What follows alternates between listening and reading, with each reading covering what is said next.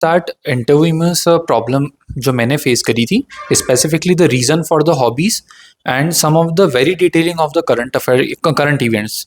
तो सर उसको कैसे हैंडल करें, क्योंकि सर स्पेसिफिकली अगर हम करंट अफेयर्स एग्जामिनेशन के लिए पढ़ते हैं सर, वो यूजुअली वन लाइनर्स होते हैं या पैराग्राफ फॉर्म, बट सर हम उसकी या तो हिस्ट्री बैकिंग पे नहीं जाते हैं या फिर करंट इवेंट के जो हुआ वो किस कंडीशन पे भी है, या फिर एग्जांपल हॉबीज़ के लिए सर हॉबीज़ का एक पूछा आता है that how you build up hobbies, what is the reason behind that, so how you usually means handle this type of questions.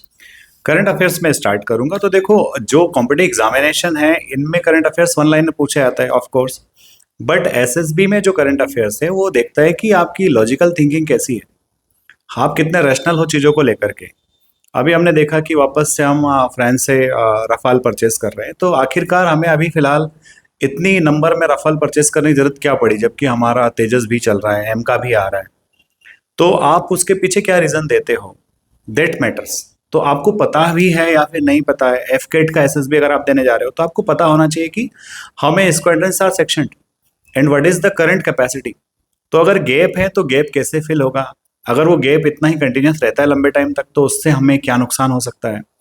तो वो लॉजिकल थिंकिंग बंदे के अंदर है या फिर नहीं है, वो करंट अफेयर्स का एक पार्ट होता है। तो उसके लिए मैगजीन्स पढ़ सकते हैं, मैगजीन्स में थोड़ा सा हिस्टोरिकल पर्सपेक्टिव दिया होता है, वहां से कवर हो जाता है। सेकंड चीज की जो आपकी हॉबीज है, वो हॉबीज आपकी पर्सनालिटी बताती है किस टाइप का बंदा ये है। अगर कोई बंदा आउटडोर में एक्टिव है, वो एडवेंचर लविंग है, वो साइकिलिंग करता है या फिर वो ट्रैकिंग करता है, तो दिखाता है कि हाँ ये किस टाइप के मूड वाला बंदा है। कोई बंदा इंडोर है, वो म्यूजिक में कितना इंटरेस्टेड है, तो इससे आखिरकार साबित तो आपकी पर्सनैलिटी हो रही कि आपको किन किन चीजों में इंटरेस्ट है। फिर कई बार ऐसा होता है कोई बंदा है मेडिटेशन कर रहा है, तो भाई मेडिटेशन करना बुरी बात नहीं है, बट आखिरकार वो करने क्यों लगा, क्या वो अपनी परफॉर्मेंस को एनहांस करने के लिए वो सब करने लगा है और वाकई उससे फायदा उसको हुआ है क्या।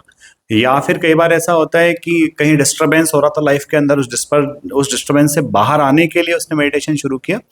तो हम जो कुछ कर रहे होते हैं उनसे हमारी पर्सनालिटी के बारे में कुछ हिंट्स मिल रहे होते हैं, तो हमें आंसर सोच समझ करके देना है और कई सारे सवालों से बचा भी जा सकता है। Thank you sir. Thank you.